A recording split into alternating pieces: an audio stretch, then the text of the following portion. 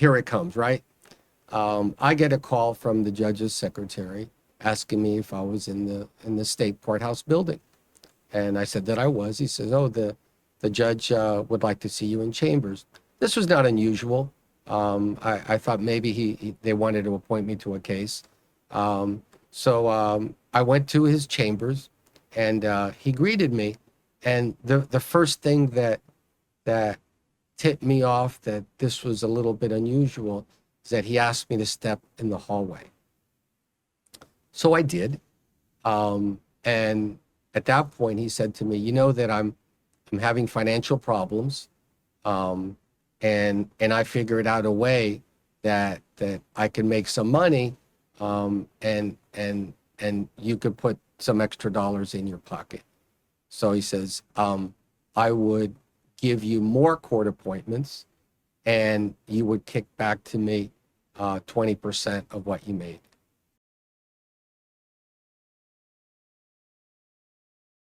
Thank you for joining us. This is Live with Miami's Community News, and I'm Michael Miller, and our guest today is Willie Castro. Pleasure to be here, Michael. From a life of misdirection to one that is filled with passion and enjoyment and of caring. Tell us your story about where you've been in the past 30 years. Because, folks, this is a great story. Well, I knew early on in my life that I was destined for greatness, because in 6th grade, I was captain of the safety patrol. And so when I went to high school at Miami Senior Coral Park High School, I became, or I was elected the student council president. And I sort of knew that greatness was on the horizon for me. Then I was recruited to go to Columbia College undergrad, an Ivy League school. And then I started to really realize that I was on the path to greatness. And you would have thought that being a one-time Ivy Leaguer would satisfy you. But I became a 2-time Ivy Leaguer because I attended law school at the University of Pennsylvania and that's in Philadelphia. That's a pretty good school. It's a good school, it still is. And but I knew all along I had done volunteer work at the Miami-Dade Public Defender's Office between my, I actually started after my 3rd year in college. And I realized that this is what I wanted to do, which would be criminal defense. So between my 2nd and 3rd year of law school, I live here in South Florida, and I became a certified legal intern. And I tried my first felony jury trial under supervision in front of the late Wilkie Ferguson. And how old were you then? I was 24. Oh, my goodness. 1979. You must have really been feeling your oats. I was. And I'll never forget the trial. The defendant's name was Horace Butler. And of course, the reason that I can recall it is because there was a not guilty verdict. So I graduated law school and I became an assistant public defender. And I love the camaraderie. I always say that if you really want to become a trial attorney, you either go to the public defender's office or the state attorney's office. And it's a great training ground. I stayed there for 2 years, and then I was recruited by a criminal defense law firm. And within 2 to 3 months of being there, so we're talking about 2 years out of law school, I was assigned to defend an individual in Fort Pierce on first-degree murder charges. You're not 30 years old yet. I'm 26 or 27. And along with another newbie that was added to the firm, we tried this first-degree murder case and 2 attempted first-degree murder cases against the elected state attorney in Fort Pierce. We spent 3 weeks up there. We got a verdict of not guilty on the murder, not guilty on an attempted murder. And on the 3rd count, the jury found him guilty, but after an appeal to the 4th District Court of Appeals, they reversed the conviction because of a problem with a jury instruction. and he wound up pleading to 3 years credit time served. So right about that time, I said, I think it's time to go out on my own. And I did. So there you are, under the age of 30, you had a couple of really big successes in the criminal activity. So there you are, defending these people. Now what happens? Well, can you put some time for years so people can understand? What year is that, more or less? we're talking now in 1983 when I go out on my own. And I started to develop a sole practitioner practice, and exclusively dedicated to criminal defense, both in the state court and in federal court. And I got to try every single kind of case, whether it's murder, drug trafficking, in federal court even, and I was met with success. And a lot of people don't want to understand the concept is that everybody's entitled to a vigorous defense, even if you think the guy did it or a gal did it. The first question that so many people ask me is that how can you defend somebody knowing, based on your confidential conversations that you have with your client, to defend somebody who's guilty of the charge? Well, the way that our system is set up, you have the judge who's supposed to be the neutral arbiter in the case in dispensing with the law and maintaining decorum. You have the jury who ultimately decide the guilt or innocence of the case. But then you have the prosecutor who is supposed to seek justice, but his or her job is to obtain a conviction on the charges that supposedly they filed in good faith. If a defense attorney then, seeing the way that the system is set up, starts thinking, well, maybe this guy's kind of guilty and I shouldn't give all out, then the whole system breaks down. Sometimes when people ask me that, I said, do you ever speed on the expressway? I'm not comparing the work that you did, and you weren't guilty. You were doing 75 and it was 55. Yes, all the time. I said, so you hire an attorney to represent you even though you did it. Yes. And then once the people understand that, then they start measuring out. So depending on how bad the alleged crime is. So here you are, you're 1983-ish. All right, you're going along, massively successful in the area that you wanted. And so you're out on your own, and at this point you're making a bunch of money. Yes. And feeling good. And feeling good. I should have told you that when I graduated law school, and I came to live back home with my parents, and I was living on a public defender salary, which, if you think it's probably low today, it was a fraction back then. But the first purchase that I made was a 924 black Porsche. It was the cheaper model, but that's sort of an oxymoron, isn't it? Yeah, but I bet on myself. Even though most of my paycheck was going to pay the monthly statement, but I bet on myself. I'm sure your folks were thrilled. But they knew, at that point, they knew about your confidence and your skill. They did. All right. So things are going along pretty well. And then at some point, relatively soon after that, some things started happening.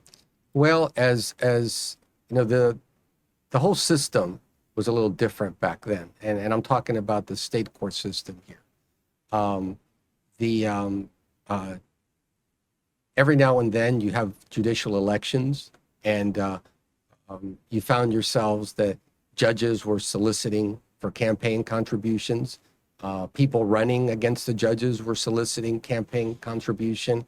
It wasn't unusual for many attorneys to donate to both sides of an election.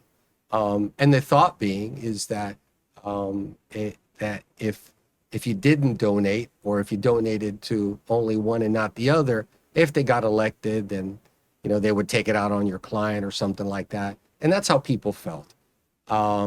So, but all the donations were legal, whatever the minimum or maximum was, and in the state criminal court system, judges back then had unfettered discretion to appoint attorneys to represent indigent defendants in the cases where the public defender's office could not represent them because of a conflict situation in a given case.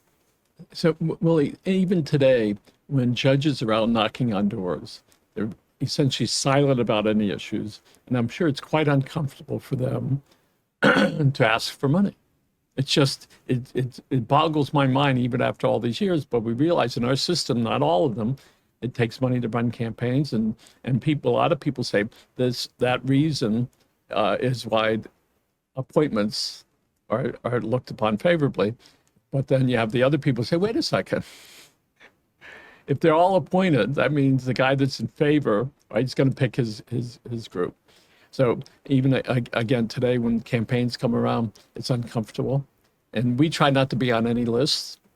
Meaning we don't do it because we know once we're on the list that people are coming all the time. Well, I want to correct something that you said. I don't believe that you will find any judges knocking on your doors because the judicial canons prohibit that. I think the way that it's structured is that they form campaign committees, and it's through the committees that they solicit. Valid point. Yes, thank you. No, and that's important because, I mean, for obvious reasons, that practice isn't permitted because there you are, and especially if you happen to be an attorney opening the door, so to speak, of a judge knocking on your door, what do you say? So all that is removed, but still, if you're being contacted by a committee, I don't think there's that pressure to give money to a judge, because you can simply just ignore the email, not attend the fundraiser, or whatever it is. So the system is much better today than it was back And there then. certainly is, in defense of attorneys on both sides, if one side thinks that there's an advantage being whatever it is, the other side is, so hold on there. All right, my client has his rights as well to be able to bring that forth. And by the way, that whole way of thinking of giving judges who are running for re-election and giving to their opponents, all that isn't really correct thinking. But I'm trying to relate to you the way the thought was of many of the practitioners back in the day. Yes. So things are going along, and the judges can appoint people for indigent clients, and which the state pays for that. Correct. So tell us, it's getting closer. Yeah, we could feel a little bit of the heat now. Yes. So one of my best friends wind up introducing me to a county court judge who had a drug program, and I thought, boy, that's pretty interesting that somebody like that would have a drug program. By drug program, I guess it provided counseling, and I was asked to give a talk to a group that were in attendance about the legal ramifications of using drugs. So I got to know this judge a little bit, and I thought, wow, he's got a good heart. And so not too long afterwards, he decided to run for circuit court. And I said, wow, this guy looks like an up-and-comer. So I supported him. Because you like the programs that he was I involved with. I thought it was a good outside venture that he had, because it was really intended to help people. And so then I gave him whatever the maximum allowable contribution was. And I remember one or two times actually going out to places to speak on his behalf where he couldn't make it. I remember one place, I couldn't tell you where it is, but it was in North Miami. And I went there, and it was a gathering, and I spoke on his behalf. Well, he got elected to the circuit court, So going from drug court, if you will, to circuit court. Yeah, well, he was a county court judge. County court, yeah, yeah. And then he is circuit court judge, and then he gave me some court appointments, but no more and no less than other judges did. And there are some attorneys who depended and thrived on court appointments. I did not need them, but I did them because it supplemented the income, and it was a way of maintaining my appearance in front of some judges that by the luck of the blind draw, you may not have an opportunity to practice in front of them. But by them appointing you, you got to practice in front of them. And I just want to let you know that I always love to litigate. But I always wanted to be tough on the defense and as professional as I could be. I wanted to make sure that when a prosecutor got my notice of appearance, that they knew that they had to be ready. And that's how I handled my practice, and I try to really help clients. So X number of months went by, or a year went by, and here it comes, right? I get a call from the judge's secretary asking me if I was in the state courthouse building, and I said that I was. He says, "Oh, the judge would like to see you in chambers." This was not unusual. I thought maybe they wanted to appoint me to a case. So I went to his chambers, and he greeted me. And the first thing that tipped me off that this was a little bit unusual is that he asked me to step in the hallway. So I did. And at that point, he said to me, "You know that I'm having financial problems. And I figured out a way that I can make some money, and you could put some extra dollars in your pocket."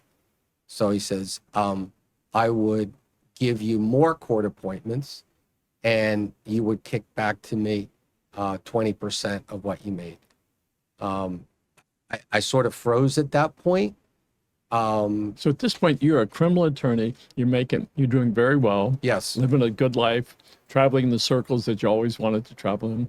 Graduated from top law school, and so here's the judge. He tells you that. What was it like when you fully understood the words that he was saying? Well, let me first back up just to give you a greater perspective of where I was. By this time, I didn't have that lesser black Porsche. I had a red Porsche Turbo that I was driving. I also lived on Key Biscayne.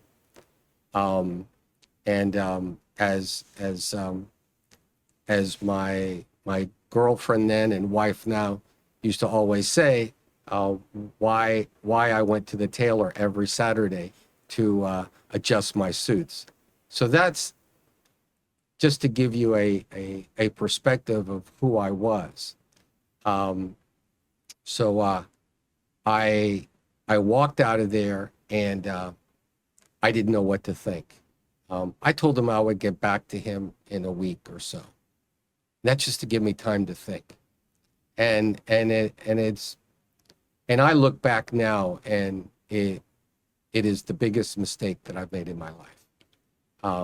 And I'll go into it in a little bit as to why. So here you have this pressure now that's on you to either to do it or not to do it, to accept it. What does that mean in the future? Does that mean any case you might have might be looked at differently? Let me tell you my thought process. I started thinking about it, and I said, well, if I don't accept his offer, then I'm gonna be on the outs with him, and God only knows with how many other judges. Then I began to think, well, if he appoints me on these cases, I'm going to provide excellent representation to these defendants. I'm already talking myself into this, and then I thought, well, I'm also not going to overcharge for my services, so I'm not going to pad my bills. And then I reasoned. I said, well, it's my money after all. I can do whatever I want with my money. And then I thought, well, it's highly unusual, irregular. And then lastly, I thought, if I don't do it, somebody else will. And then I made the mistake of choosing me. And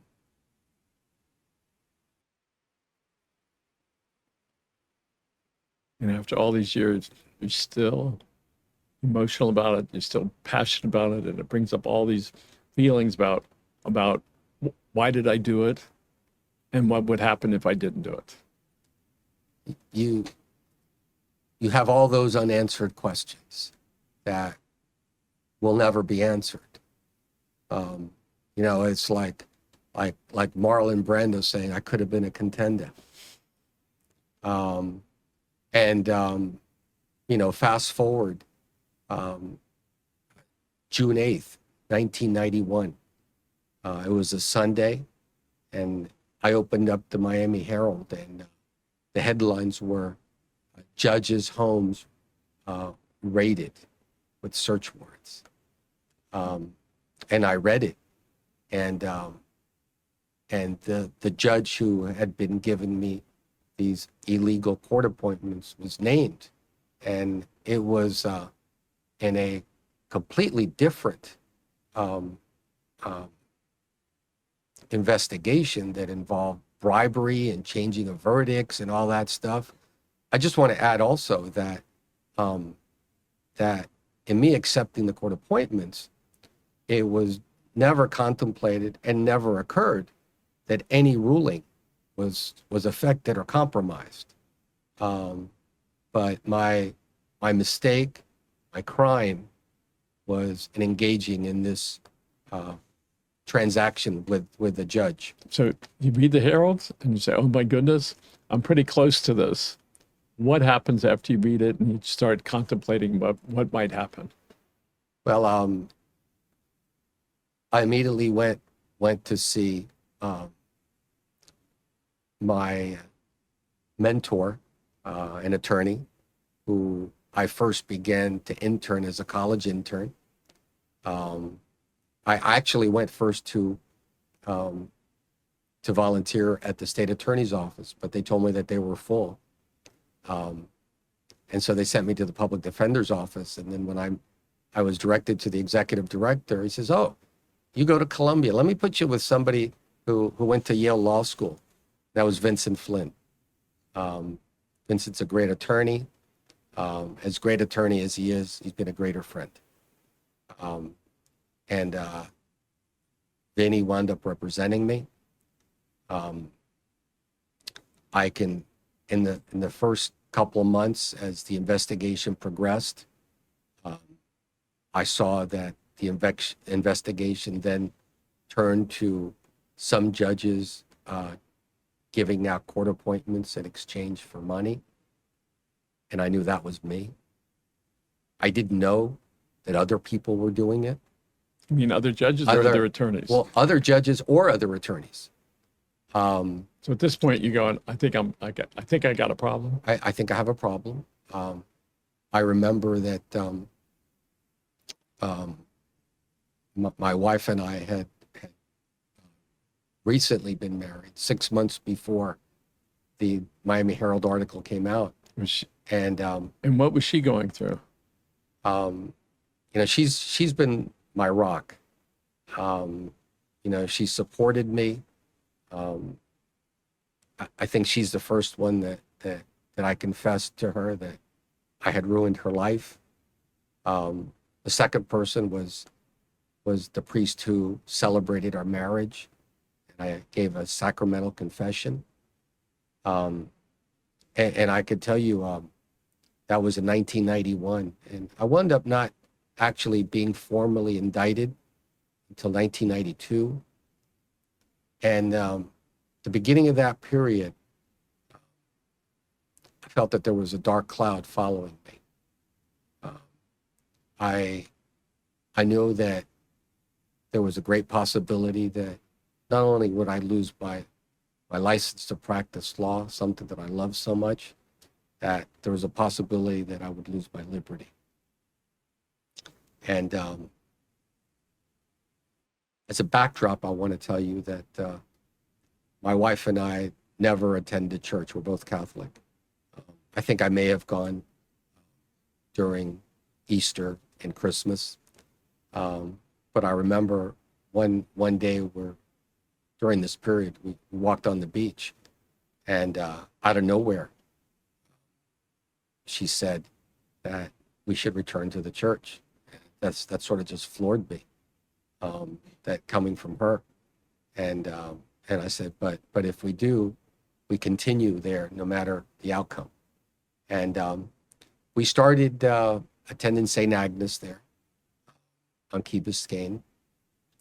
And one day I went to St. Brendan's Church in Westchester. That's the area that I grew up, and that's the church that I used to attend as an adolescent. And at the end of a mass, a guy came up for announcements and talked about something about an Emmaus retreat. To me, it sounded like for rodents or something. And my heart was so empty. And I said, you know what? Let me give it a try. So I attended this weekend retreat. At this point, you had not been indicted yet. Not indicted yet. Okay, but you know it's coming. But I know that's coming. And I attended my retreat in February of 1992. And what I experienced that weekend changed my life. I had never been with a group of men who were so open about things that they regretted that they did in their lives, and how turning to Jesus and to God really changed their path. I thought I was in a parallel universe that never existed. And by the end of the retreat, it's Friday to Sunday, Jesus gave me three things. He gave me a community. I always did things by myself, always relied on my quote unquote better judgment. But I realized that I could be amongst other men, and men usually, other than speaking about sports, business, and women, they don't have much else to talk about. And we don't ask for directions. And we don't. So is there somebody in particular that was there that you would like to thank them by name for what the support that you got or were able to give? It's the men who served on that retreat. Those men became my examples. That's the second thing that Jesus gave me that weekend. He didn't give me a Bible and say, here, read through it. These men gave me examples. And by the end of the retreat, I wanted to be like them. The last thing that Jesus gave me that weekend was the Holy Spirit and the desire to serve. Up until that time, for me, my philosophy of life was, in order to receive, you have to take. But I saw at that retreat, and right after the retreat, how much good we can do by giving of ourselves. And my way of thinking is completely different today, because to receive, you have to give. And that makes life very easy. Hurricane Andrew came 30-something years ago, destroyed our house, and family members from out of town sent us stuff. And I remember this box of toiletries that my family member sent. I stood there bawling I was out of control. So what did I ever do to deserve this? And it took a long time to get through all of that, to be able to understand they gave it because they wanted to give it, because you might be a good person. And also we recognized that they wanted to do that. It was such an emotional day for us then, that here it is. I still think about that and the things that we do. And you're going to tell us about when you got indicted, when you went to prison, and also on how you started giving more than before. So there you are at the weekend retreat. You found a group of men. They were open and sharing and friendly, and it was not about sports and losing directions and the other things that men talk about. So weekend's over. There you are. It's Monday. You go back. And how long after that did you say, I'm really in trouble? I knew that I was in trouble. But finding this group of men, finding what Jesus gave me that weekend, allowed me to weather through it. I had good support from my wife, from my immediate family. During this period, I'm still licensed as an attorney, and I remember days going by the criminal courthouse and people walking in my direction and then taking an alternate route. But I understood. Were you named then? Was it your name floating around, or people just knew? My name was subsequently placed in the newspaper, so they knew that it was coming. And through my attorney, we knew it was going to be coming someday. And, the government at times doesn't let you know when it's coming. So, you have to brace for when somebody may knock on your door in the early morning hours to take you. And you're thinking about that the whole time. It's always on your mind. But fortunately, at least with me, the government was very decent. They let my attorney know that, hey, today's the day, surrender at 12 noon.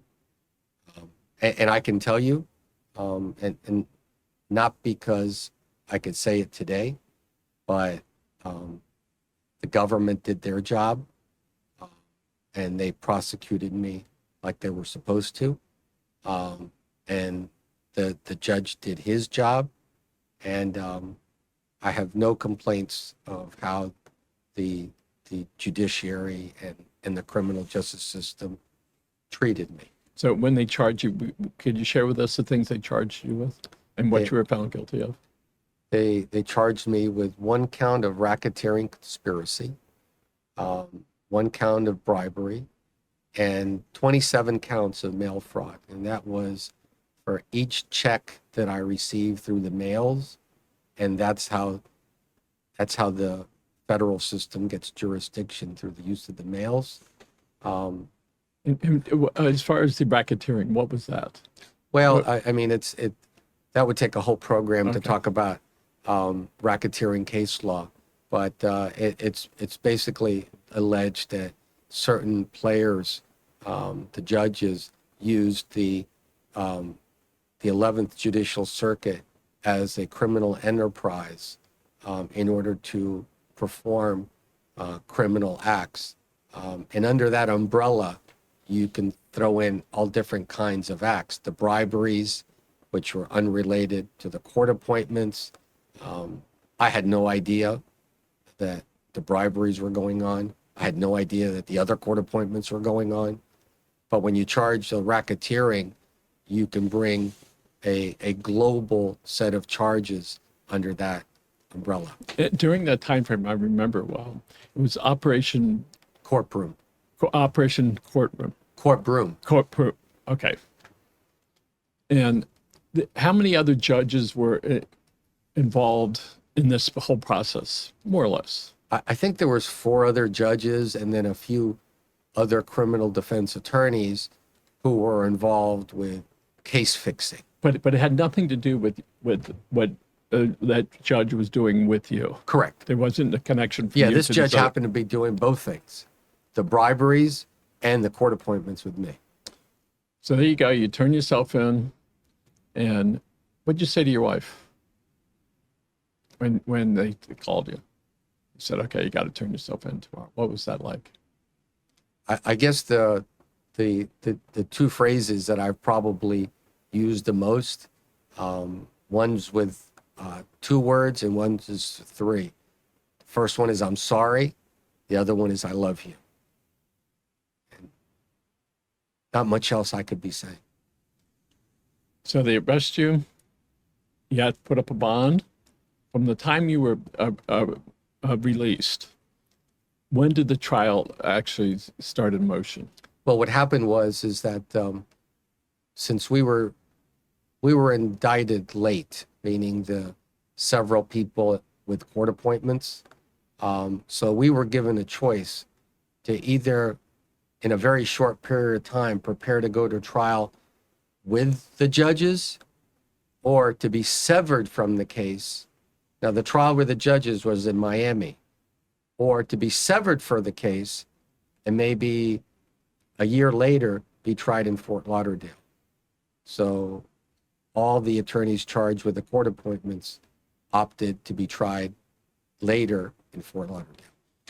We were severed is what legally it's called. And it's regressing a little bit, but looking back, how much of your agreeing to move forward with that was financially driven specifically for the money, and how much, what percent was all the other stuff that goes, with doing it?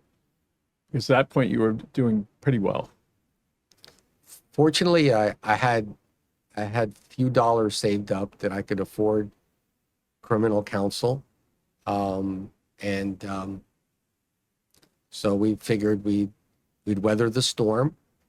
I often prayed that, hey, God, I learned my lesson. Give me a mulligan, give me a second chance. I promise. But one thing that being involved with the church meant that, sometimes we can come close to God, and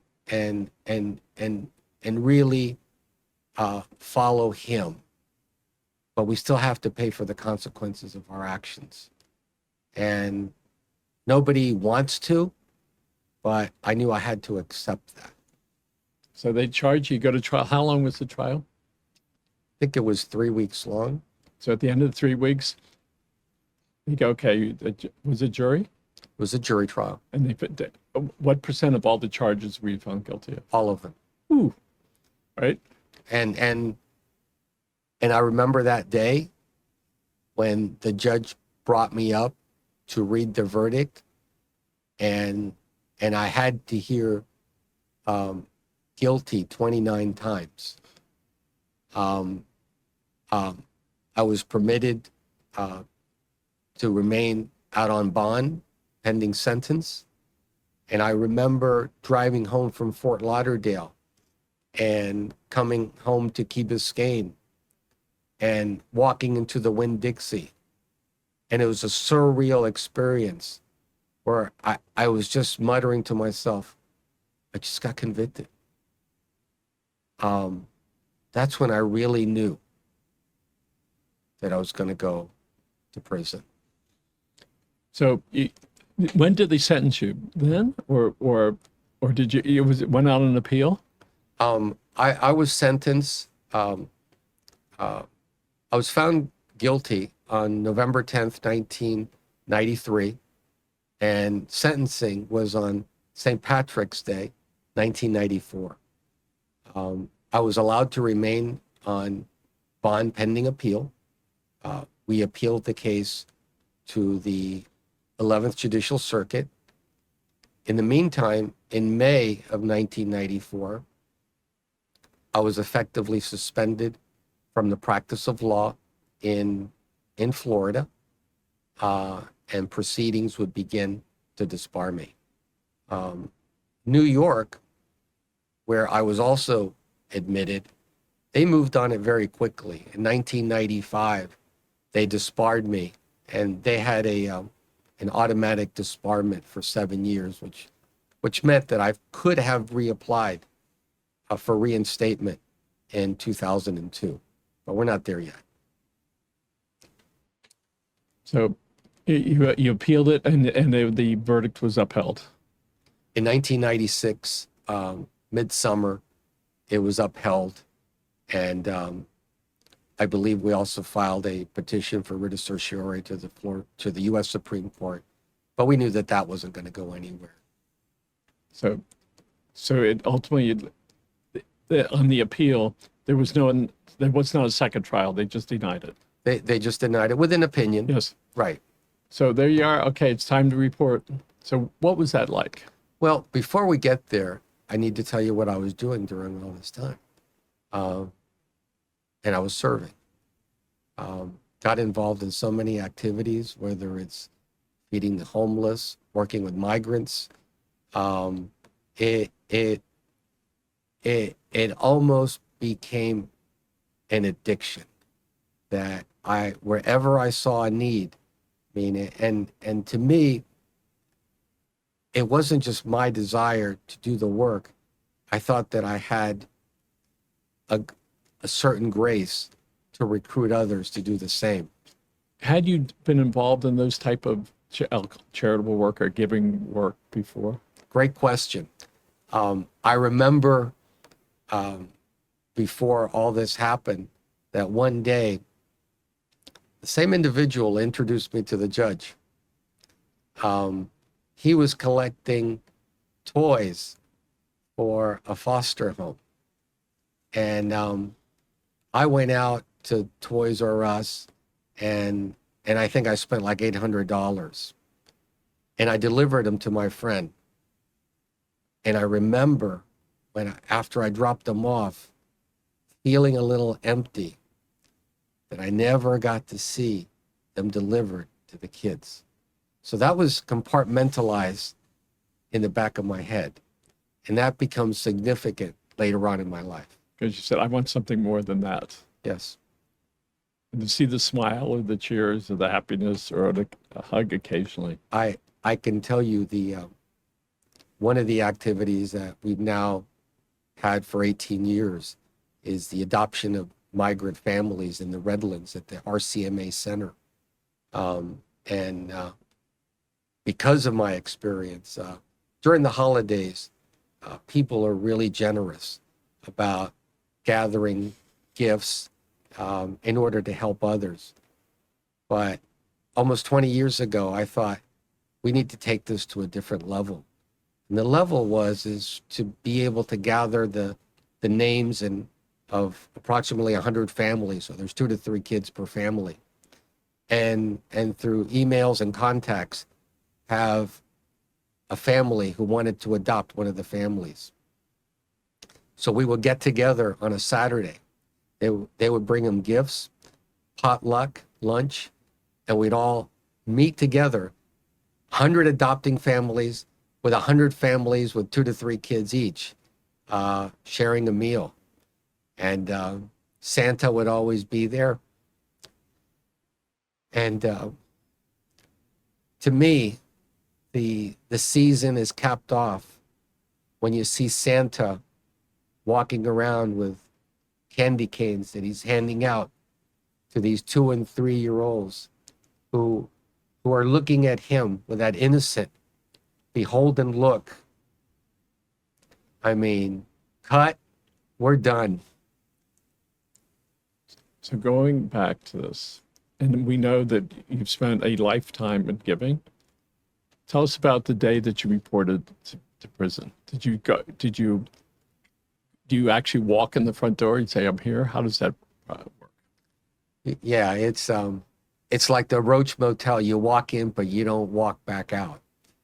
I remember surrendering, walking in here to the federal prison camp here in Miami.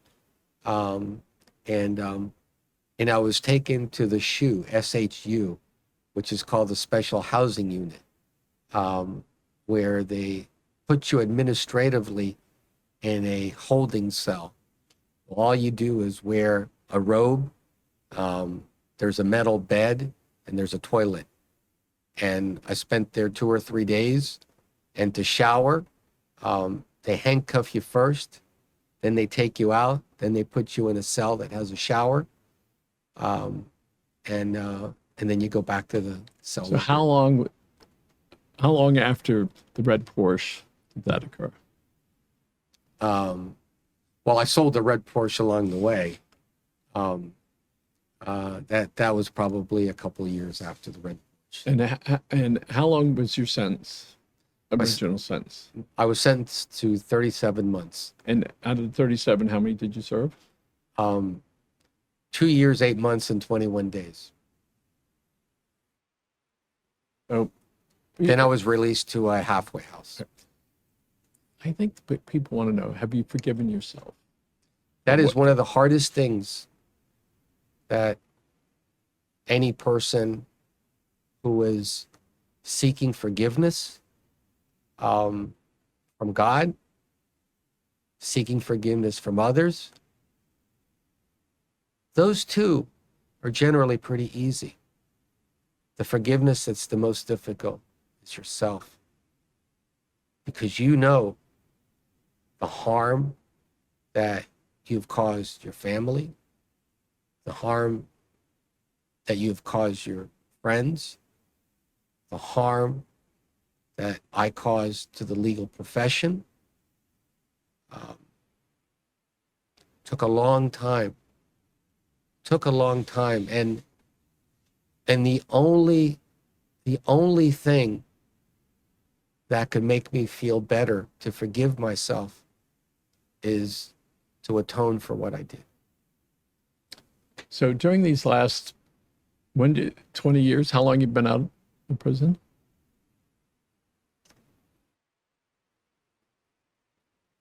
"24 years. And I know that's when I say that, it's specifically like as the benchmark before the arrest, then the arrest, and then serving time out. Why don't you tell us some of the things you've been involved with in trying to make the world a better place? I'd like to talk to you a little bit about prison. Okay. Because people, when they talk to me today, can't grasp the idea of what it was like to be in prison. I found that the hardest thing for somebody inside to be doing their time is to figure out how they're going to do their time. I saw people who would just lay down in their bunk bed all the time. People would just go weight lift. I try to manage a little exercise, I would help inmates with their legal petitions, all within the rules of the BOP. And being in prison is where I reached ground zero. I vividly remember one night after a 10 o'clock count that we were allowed outside in the yard. It was a beautiful night. All the stars were out. It was cool. I sat at a table with 3 other inmates. We're all wearing jackets, and we were playing spades. I remember looking up at the sky. I closed my eyes for maybe 5 seconds. I opened them, and I was still there. Hoping for something different. And you know that being able to accept that I was not who I was, but I can tell you that being in prison was also very liberating, because it gave me the freedom to be who I should have always been. And I never thought that I would ever come close to a courthouse again. Certainly not in any capacity to practice as a lawyer. So when I was released, I was given a job by a church brother to work in his company, in which they sold items to American embassies. And I do want to mention his name, Lauren Green. And Lauren and his wife, Marcy, um, uh, were very helpful for me. And the last thing in my mind was being an attorney again. And I continued. And, you know, one of my concerns, and even though I found Jesus and God before I went to prison, you know, my concern was, well, now that I've done my prison time, how am I going to be? Am I just going to say, well, that was nice back then, but let me just revert back to kind of who I was? But let me mention about being in prison. And a lot of people chuckle when they hear that somebody's found God in prison. But there's a good reason for that. Which is? When people are in prison, they have a time to reflect on what they did. They have an opportunity to repent. And they also then have an opportunity to plan how they're going to live their lives. And even though I had found God before, I took up that opportunity to plan. And it's sort of, I was assigned once I finished the halfway house, a U.S. probation officer who would supervise me on my now 3-year term of supervised release. It's like probation. And I will never forget that she commended me, that she used to be assigned to supervise many attorneys who had either done a little bit of time or were just given supervised release term. She used to tell me that they all came out with attitudes. They all thought that they were still who they were, and that I was the only one who got it, that I accepted who I was, and she knew that I was working through the church. And that was nice to hear from her. So there you are, starting again. Went to work with Mr. Green and his wife. You've already been able to try to get your law license back here in the state of Florida. Not yet. Not yet. You have a case coming up. Oh no, you're jumping around. I'm thinking of 2004. Oh, I'm sorry. Okay. 2004. A friend reached out to me that a civil practitioner was looking for a paralegal. So I had been working for Lauren for 5 years. And I always knew that I had skills. So besides being an in-court litigator, I could always write.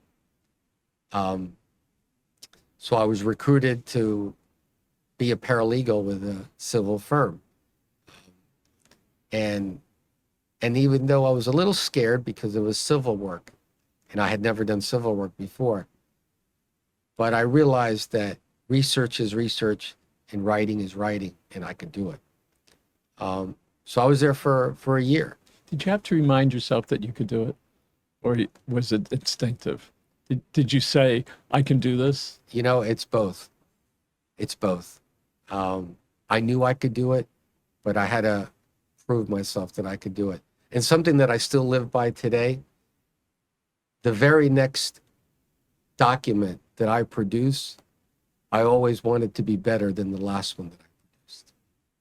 And that's how I approach everything. You're only as good as your last video podcast. That's right. That's right. It's your last case. It's your last ad, right? It's your last game. So here you are. You're getting back into the flavor of what you had always dreamed of doing, being in the legal arena. But this time it's in civil.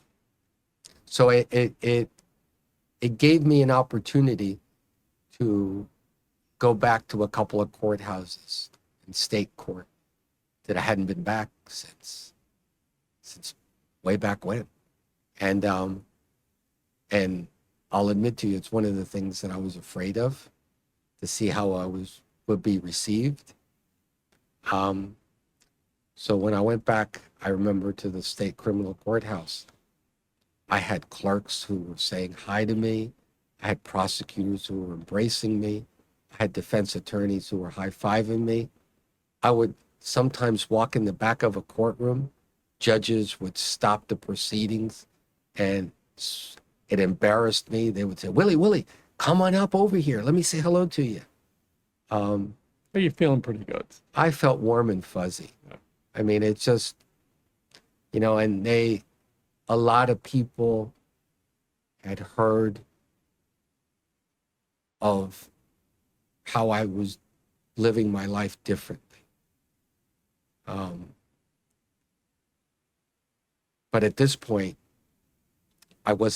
all these years, I wasn't thinking of doing all these things, and with the thought that, well, let me put together a good resume in order to reapply. I was just doing things because it was just amazing. And one of the things that I got involved in, and I was recruited to do a radio show on Radio Peace. And I did that for 5 years.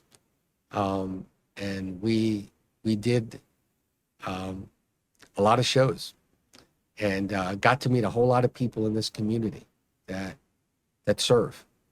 And one of the shows that I did was back then, it was the Catholic Home for Children. It was a foster group. And I had some preconceptions about how foster homes would be.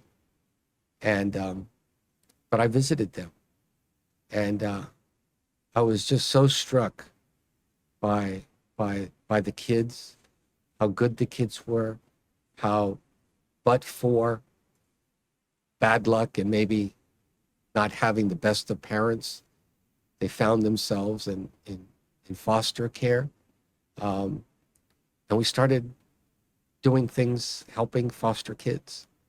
And I mention that because at the same time, my wife and I were trying to start a family. We had opted not to have one before I went away to prison. And when we came back out, we had difficulty in conceiving our own children, which of course added to the guilt that I had for having caused this entire mess. So we pursued getting a foster license, and I was denied. And I was denied because of my criminal conviction. And another low point. Yeah, and one of the things that the grace that God has given me is that through faith, He's given me perseverance. I think a lot of my friends will tell you that if they Google perseverance, they'll see my picture there. I wound up meeting with the acting director, and I pleaded with her to please give us a license. She ordered a new investigation, and we got licensed. And then we were new to the foster care system. So within a few days of getting licensed, I remember it was a Friday night, and at about 11 o'clock at night, a gentleman knocked on our door and said, "We have a baby for you to foster." What? And so we took him in. And we weren't so sure how the foster system worked. All of a sudden, 5 days into it, and we got a baby at home. I said, "This sounds great." The very next day, my wife and I already gave him a name, Pablito. Very next day, if you drove by my house, you would think that either we were selling drugs or we were running a pyramid scheme, because we had everybody coming in to see that baby. The very next day, we get a call from the DCF investigator that they were doing a home study to see if they could place the baby with the maternal grandmother. Oh. And on Tuesday, we got a call that they were going to pick up Pablito on Friday. We cried. Our hearts were so broken. I remember when when the man came up to pick up Pablito on Friday, I followed him to the courthouse to make sure that he really was doing this. And we swore that the next child that comes to our home is a child that stays. We went through a few failed adoption attempts. And finally, one of the adoption agencies said that a birth mother had selected us. She was 6 months pregnant. And by this time, we were told it was going to be a little girl. I was always thinking in terms of a little boy. You know, Miami Heat, Miami Dolphins. I never thought in terms of a girl. One of the things that I had learned a long time ago, you know, prayer is not about asking God what we want, but it's about trying to understand his will. When that little girl was born, I was smitten. My wife always said, you know, you could always take little girls to the Heat games. Well, that was in 1995 when 2005, when Nina was 11 months old. I have a picture of her sitting on my lap, dressed with a Heat outfit, and attending one of the first Shaquille O'Neal games in the playoffs. When she was 16 and a half months old, we got a call from the Charlie program that a little boy had been removed. We made a decision that most likely that he would stay with us. And we took the risk that he could possibly bond with our daughter, bond with us, and be removed. And we wound up fostering him for 2.5 years. And in the meantime, we got a call from the same agency that gave us Nina that a little boy had been born in Orlando. It was right after we had taken our parents and the two-year-olds to Disney World on a Memorial Day weekend. So we get back on a Tuesday, we get a call. My wife's about to start a trial, and she'd started working again at the state attorney's office. And so I called her and said, hey, you want a little boy? They can deliver it tomorrow. She freaked out. She hung up on me. Then she called me back and says, find out about him. Very next day, I drove to Fort Lauderdale at 3 p.m. and I picked up Danny, who's our youngest.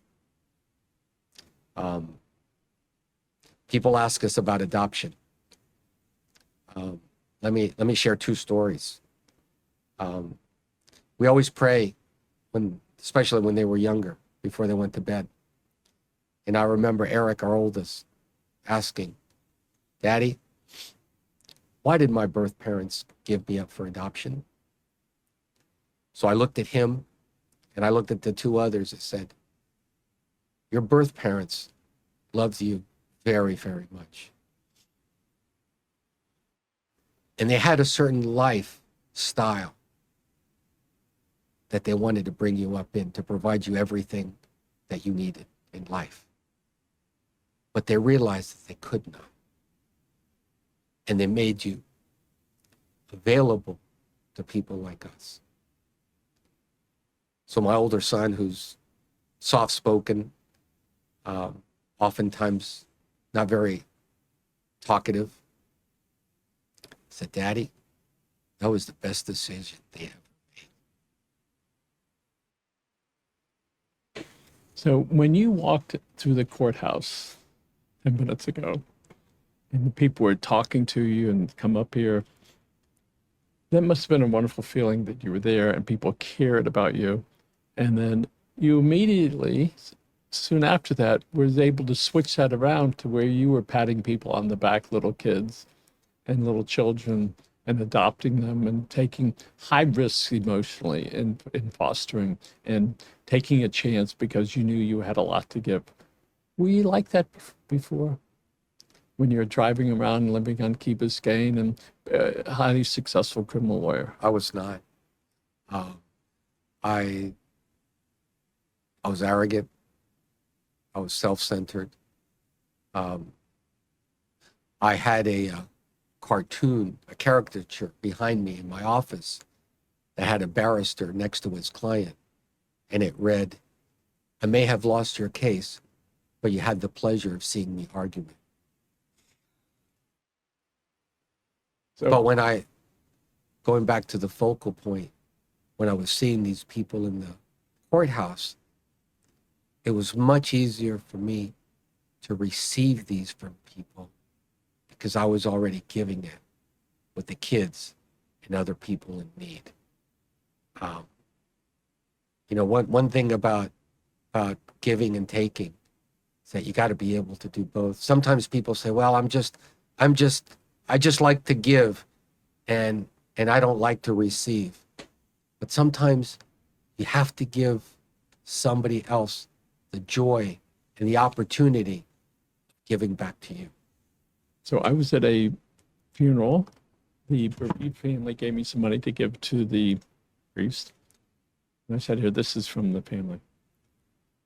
He says, I usually don't take money. But I recognize that if I don't do that, I didn't give them the opportunity to give. And a lot of people, if they're lucky, understand that. I'm one of the person on the other side of that, which is, no, I'm used to doing that. It was so hard for me to receive that box of toiletries. The house is demolished. We have no place to live. The roof is off of it. Can't live in the house anymore. I'm looking at these boxes of mouthwash and all this stuff. What did I ever do to deserve this? And so part of being able to receive is to recognize the goodness that we have in each of us and also be able to allow other people to do that. And as you aptly point out, it's part of our responsibility to allow people to do that so that they can feel good about it, whether it's their time, their energy, their assets.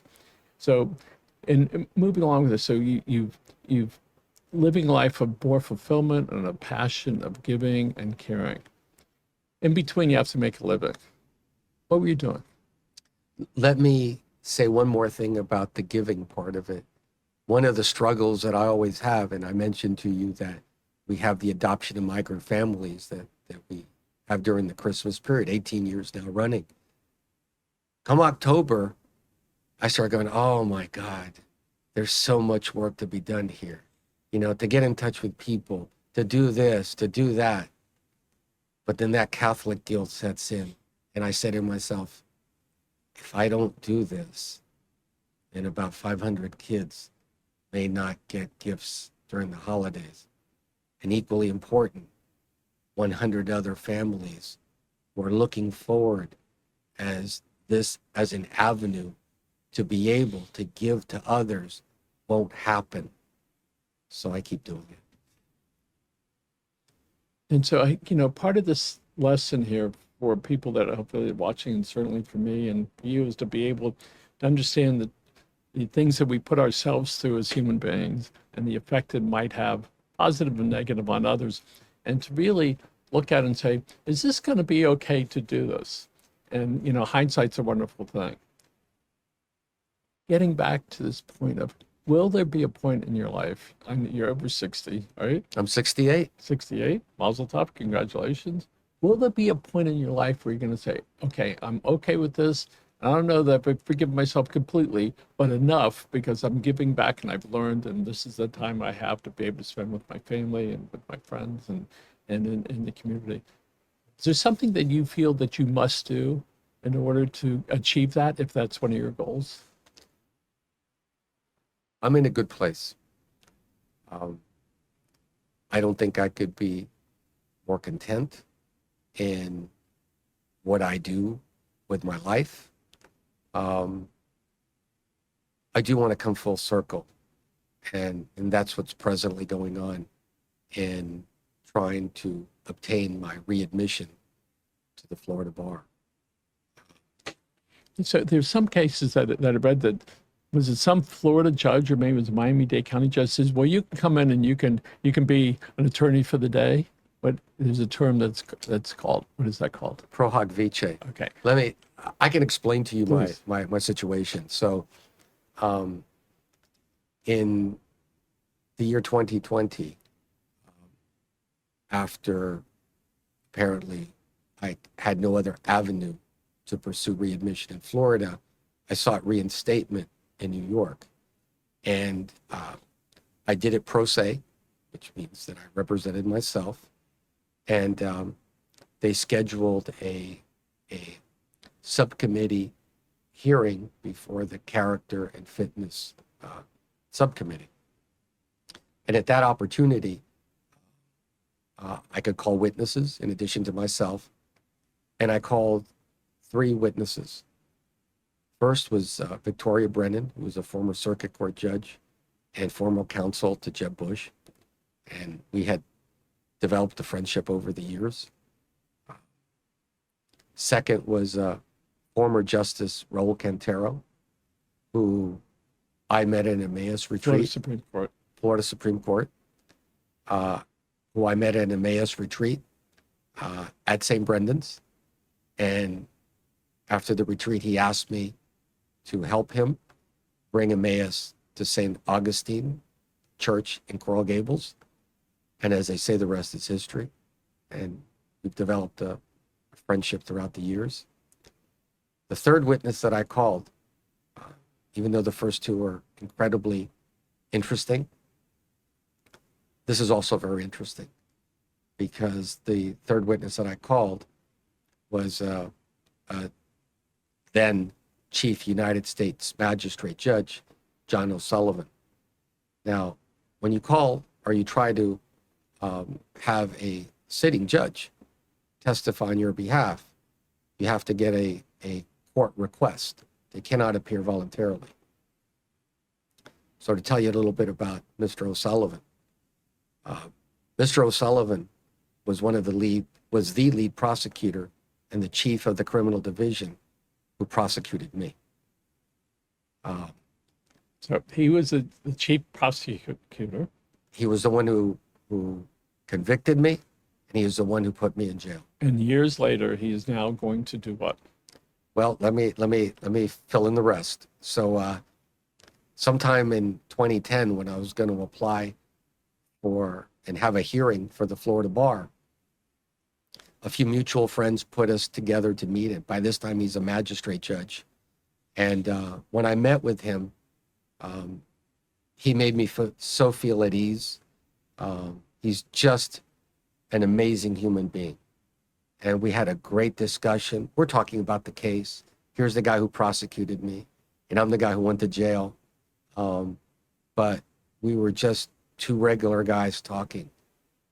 And instead of asking him for a recommendation, by the end of our meeting, I instead asked him if he would attend an Emmaus retreat. People who know me, by the way, know that I had a reputation for really getting people to go to retreats.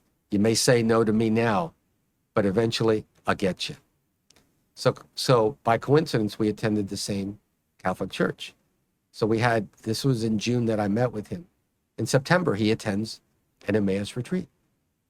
But we had an understanding that we wouldn't tell anybody else there, and there's 80 to 100 men, that he was the one who prosecuted me. So on Sunday, when the retreat's almost over, I went up and said, John, can I share that with him? He said, sure. So I told the men there, I said, you all know that I invited my friend John, who's a federal judge, and he used to be a federal prosecutor. But what I didn't share with you all is that he was the one who prosecuted me. And then I started walking over to where he was seated.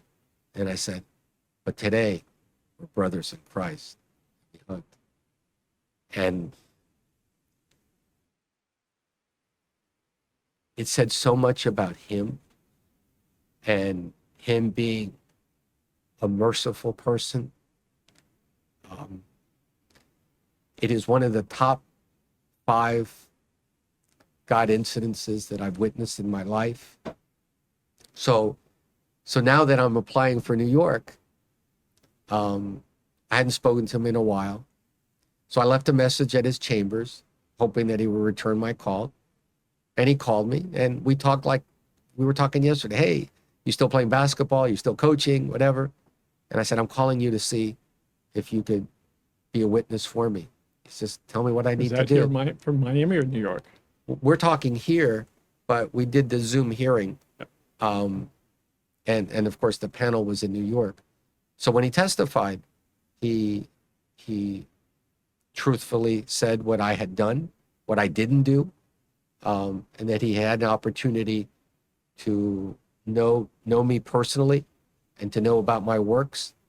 And he said, I don't know if you're asking, what you're asking from me, but Mr. Castro is rehabilitated and I recommend his reinstatement. And then he said, oh, by the way, I've never testified at any of these bar hearings, and I can assure you, I've never testified in favor of anyone who I prosecuted. So as much as a good man that he is, he also recognized you for what you had done. So he had a lot of faith in you, and that he was able to feel comfortable enough and confident enough to know you as a human being, and that he could stand up for you. Much like those people in the courthouse when they applauded you and they patted you on your back. So here you are, you applied. How long after you applied did they tell you, okay, you're back in?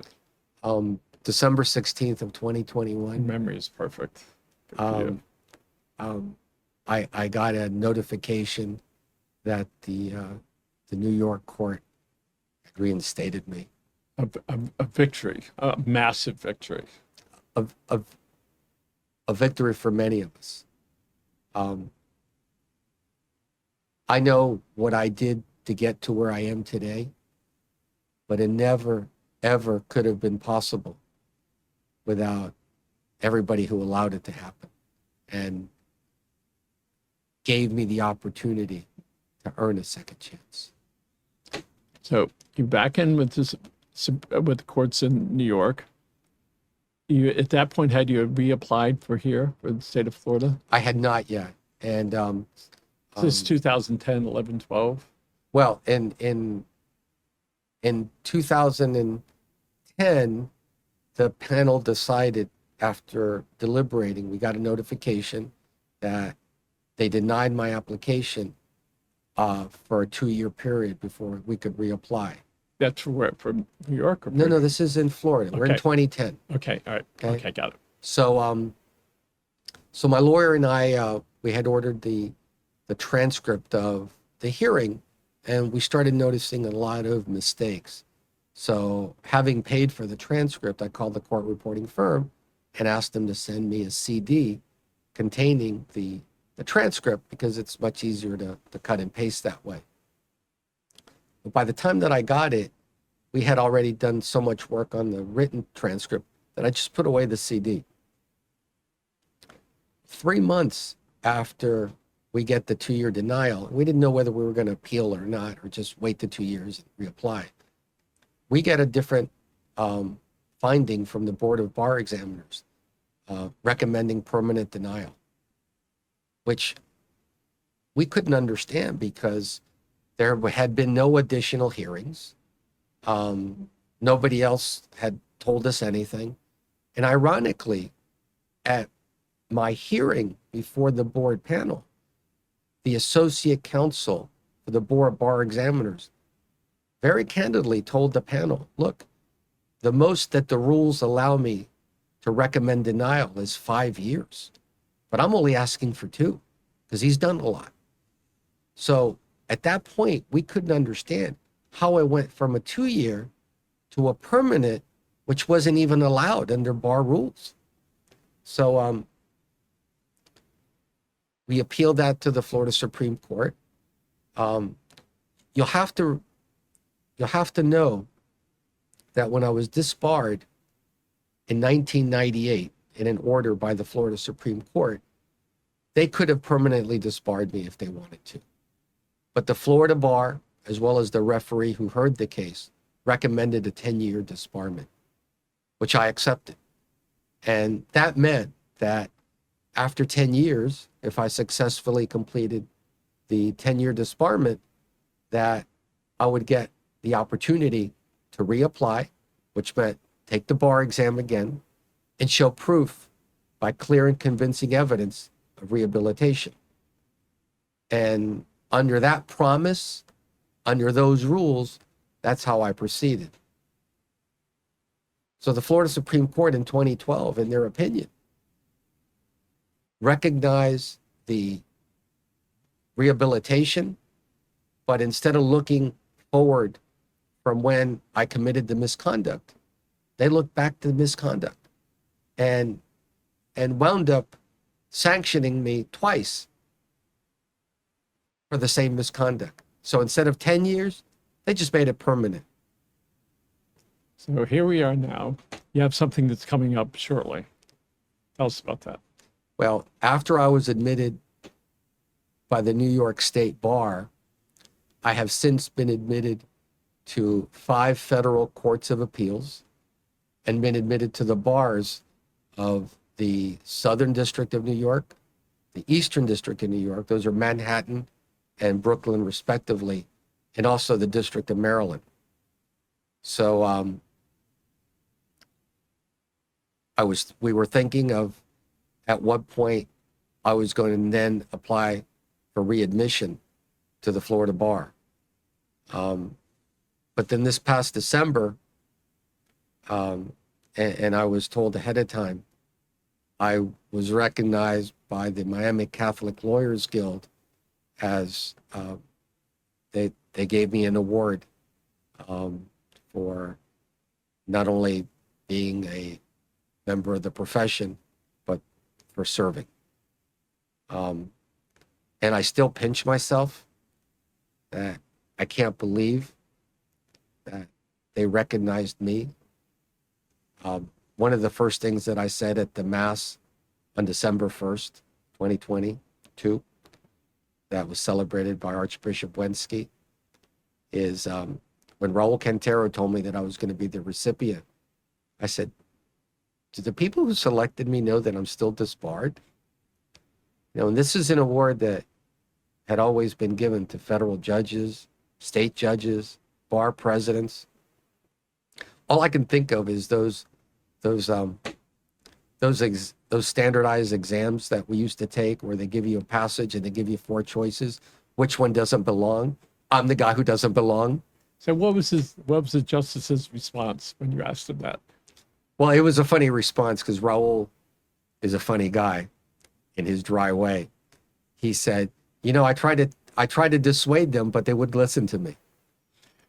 So he's representing you or working with you on Yeah, your new application. I also want to recognize Mickey Ratson, who I've known for many years, and she has been my guardian angel in processing all the applications for admissions and reinstatements, and we filed a petition,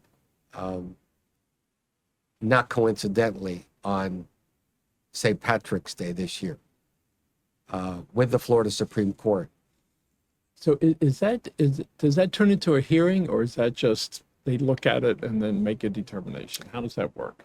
Well, we filed a petition and an appendix, which included all sorts of documents, including the certificates of admission to all these courts, etc.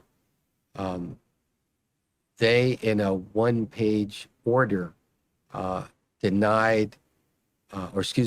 struck the petition as unauthorized. We're not quite sure what unauthorized means. And that would normally be the end of it.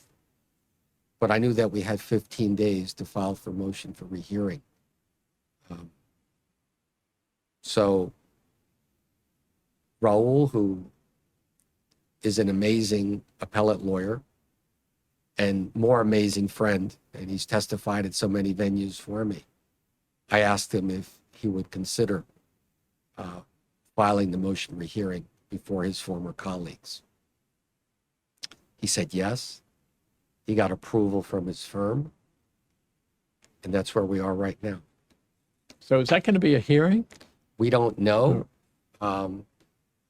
They could very well just turn it down again. And all we're asking the court to do is to review our petition on the merits.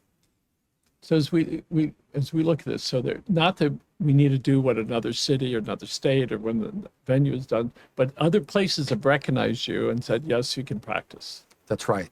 And so what is it that people want from you or from society? Say, he's paid his dues, he's done his time, we're a forgiving community, we're a forgiving world, he's paid his pence, he volunteers, he's helped literally thousands and thousands of people, many of whom you probably don't even know because maybe they're one family member away, and you're good for the community. What do the powers to be want? That's the question that we want the Florida Supreme Court to answer and not issue procedural one-page denials. When the Florida Supreme Court disbarred me for 10 years, I took that as a promise and I relied on that. And everything that I've done, whether it's community service, working in the legal profession, was in order to meet that standard. And what the Florida Supreme Court did in 2012 was wrong, because they promised me that after 10 years I could reapply and prove my worth.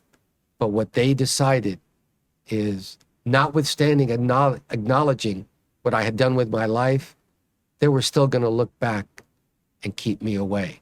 To me, if there was a contract, it was like offering somebody to do something, and when that person did it and you came back, nah, I'm not going to pay you. And anybody that you speak to, recognizing the way that this case developed, will tell you that it's an unjust result. And I'm as humble as I can try to be about this situation. The Florida Supreme Court and bar rules set up certain procedures in which I could earn the privilege of practicing law again. And I can, And you've done those and things. I can tell you that I've done those things. Well, at community newspapers, my family, we hope that you get what you're looking for so you can get that last piece back, so you can continue your life's work and practicing law, but in bigger picture stuff and helping so many people. Because I keep referring back to that, when you were walking through county to the court's office and people were there, hey, Willie, and talking to you, your next thing that you said was you were there with the foster kids and helping them. I think you still have a lot of stuff to be able to give, and certainly that's really important. And for you to get to this next level of fulfillment and satisfaction, that last piece that is out there, still wandering around, I hope that they can help you get that back and give you that. And I hope that they do that relatively soon. Michael, let me just close by saying that if the Florida Supreme Court grants my readmission, it won't add to the happiness that I already enjoy. But I also want to tell you, if they deny it, it won't take it away. That's great. Happy for you. Willie Castro, thank you very much for being here. God bless you. God bless you. Okay. Folks, thanks for joining us, and want to thank Julian over there for producing the show. Have a great day, folks.